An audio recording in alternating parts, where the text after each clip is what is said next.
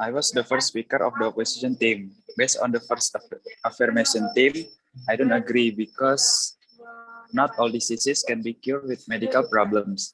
For example, what the first speaker of the affirmation team said, possessions cannot be removed by medical means. For people who are in a trance, there will be no cure other than using spiritual power or being recited with religious readings. In Indonesia, many possessed people are eliminated by using ruqyah. Ruqyah is not prohibited in Islam, and there is no hadith that say ruqyah is haram and should be banned in Indonesia by the government. There is no statement about these drugs, as it has been proven in many cases. Holy water and other ritual suggestion, if we want to re-verify and make it rational, we can. But the effectiveness of this practice must be with good trust and motivation so that we can recover from illness.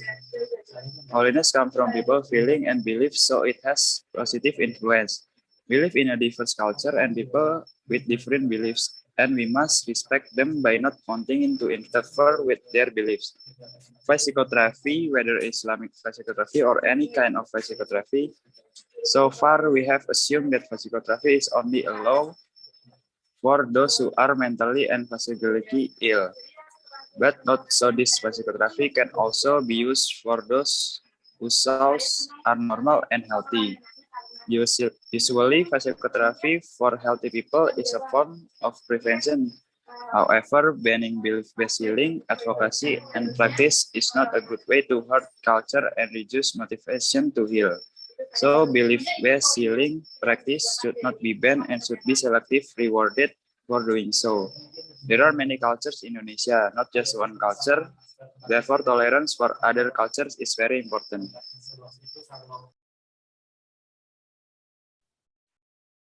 Honorable judges and audiences, I'm Nisrinatun Nisyiyah as the second speaker of the affirmative team.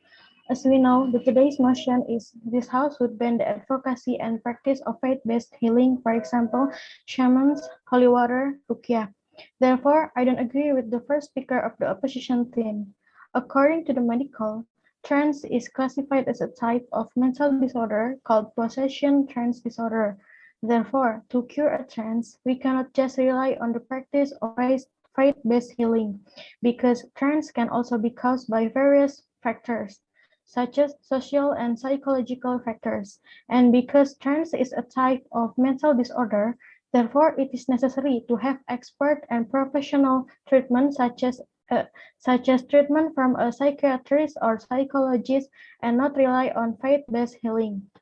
And I don't think that the practice of faith-based healing, such as shamans, holy water, ruqyah, is a trustworthy and alternative treatment, because even though the practice of faith-based has been recognized by the state, however, there is still a need for further and in-depth study when the practice of faith-based will be used for healing. Faith-based healing involves individuals praying to God to heal their diseases. However, there has been no empirical research on whether alternative methods or practice of faith-based, such as shamans, holy water, ruqyah, really help heal a disease. But unfortunately, there are still many people who truly believe that faith-based healing is possible and reliable for curing disease. In many cases, the potential faith-based healing being a scam is very likely to occur. If this has happened, then fraud can be criminally punished and can also be the basis for civil lawsuits as well. In addition, alternative practices like faith-based healing would be dangerous if they are the only treatment that is done and relied on, because there have been many cases of delays in handling diseases by experts or professionals due to relying too much on the practice of faith-based healing, which of course could also have an impact on the worsening of the diseases experienced by the person. People can die or face serious medical complications as a result of following the advice of faith-based healers and relying too much on it.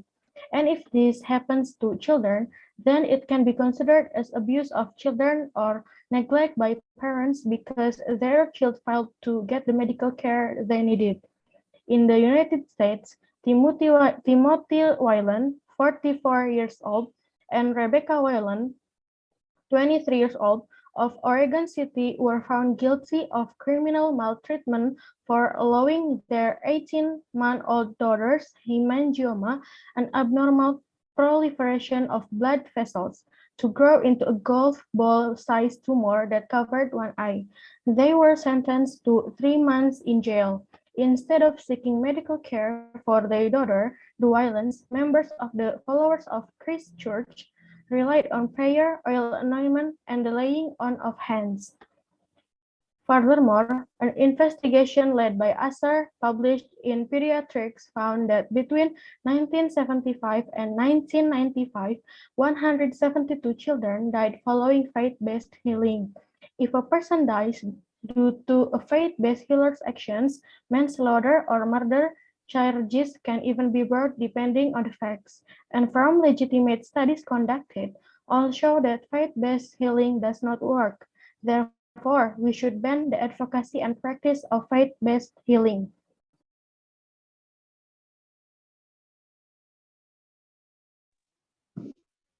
I'm the second speaker of opposition team, and I don't agree with the second speaker of affirmative team. The second affirmative speaker said that we should ban the advocacy and practice of faith-based healing because it is an untrustworthy alternative treatment, and there has been no empirical research on whether alternative methods or practice of faith-based really help heal a disease. The argument about faith-based healing is an untrustworthy alternative is wrong because faith-based healing comes from a religion or belief, and religious faith often relies on reason to varying degrees. So the point is faith-based healing is the same as medical treatment. They come from knowledge or belief in a theory. It's just that the sources used are different. And it is true that there has been no empirical research on whether alternative methods or practice of faith-based healing really help heal a disease. However, we must remember that science is not the epistemological opposite of faith because one relying entirely on reason and the other one relying on beliefs. So they cannot be researched using the same method. And the second affirmative speaker also said that alternative practice such as faith-based healing will be dangerous if they are the only treatment that is done and relied on. So it means that the affirmative team agrees that faith healing is actually not dangerous, and it will only be dangerous if people think that it is an only option. So the problem here is the people mindset and not the practice itself, right? And about the cases of delays in handling disease due to relying too much on the practice of faith-based healing, we cannot deny that not everyone has good experience with faith healing, but medical treatment also does not guarantee healing. Today, I will be talking to you about the science that underlies the argument about faith-based healing can cure disease. So even though there has been no empirical research on faith-based healing, but the fact is that belief can help the functioning of our immune system. It is called placebo effect. A placebo effect can mean that when one simply expects to get better, this can lead to self-fulfilling prophecy, which we learn can have a strong correlation between belief and something happening. Of course, if you have AIDS or a broken leg and you go to a faith healer believing it will disappear, it will not. But if you go for a small sickness and believe it is possible. According to the paper entitled Exploration of Attitude and Health Perception of Faith Healing Users in Urban Ghana, has mentioned about diseases which have been healed through faith-based healing, included mental problems, malaria and typhoid fever, sexually transmitted infection, infertility, menstrual problems, sexual weakness, and many more. And another reason why we should not ban faith-based healing is because it comes from religion. Then banning faith-based healing means limiting the religious freedom of a people, and it is contrary to Indonesian principles. In addition, faith-based healing can be categorized as culture because it comes from people's belief from generation to generation. And as a nation that respect the culture of our ancestors, we must preserve that culture.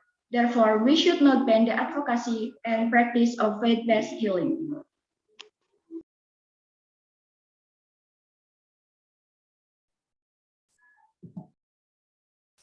Judges and the audience, I'm Silvy, the third speaker of Affirmative team. From the motion, this House would ban the advocacy and practice of faith-based healing, except for the example, shamans, holy water, and ruqyah. The second opposite team said that the point of faith-based healing is the same as the medical treatment. They are come from knowledge or belief in theory. It is just a source used different. However, the practice of faith-based healing cannot be sustained in detecting patient illness, such as medical treatment, because medical treatment can prove the disease based on patient complaint and can immediately take appropriate treatment. So, faith-based healing requires reconsideration because of the uncertainty in healing practices. One of the article provides a brief analysis of faith-based healing, how someone who does faith-based healing and the process of medical in Lourdes, French, screen claim of miraculous healing. However, faith-based healing in the biblical exemplary tradition, especially Jesus' healing service, reveal unexpected aspect. Simply, if there are people who have a serious illness and refuse medical treatment and perform treatment based on faith-based healing or the culture they adhere to, it will lead to more severe consequences, even though the general law provides for the right of use.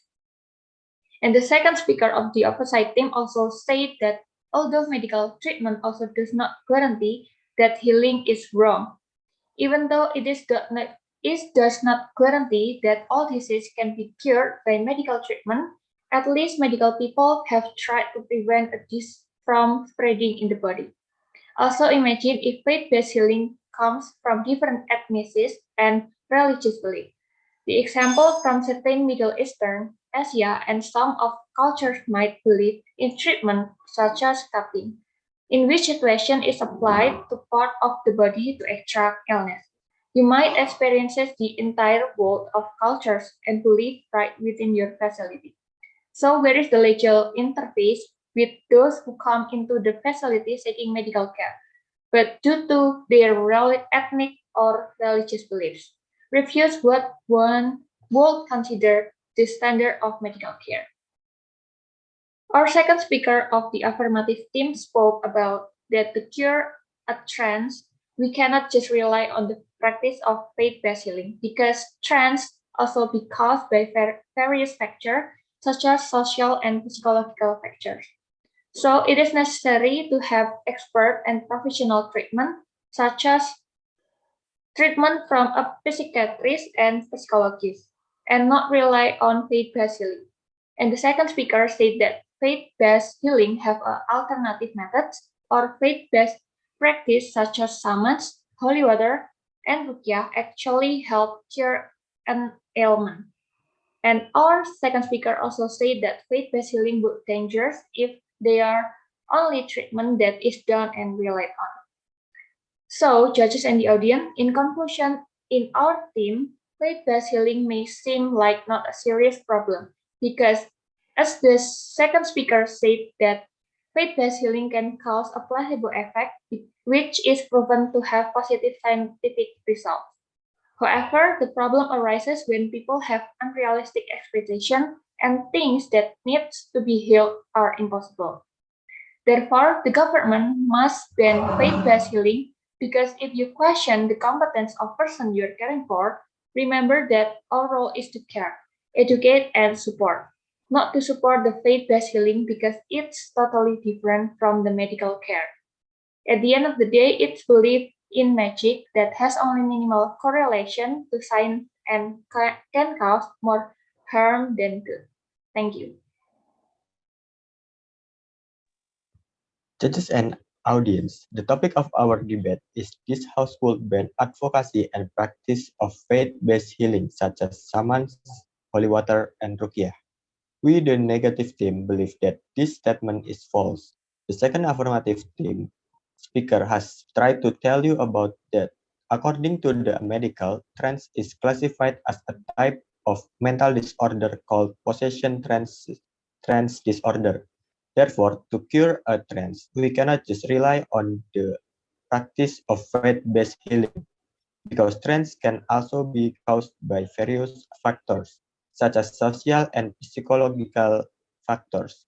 And because trance is a type of mental disorder, therefore it is necessary to have expert and professional treatment, such as treatment from a psychiatrist or psychologist, and not rely on faith-based healing.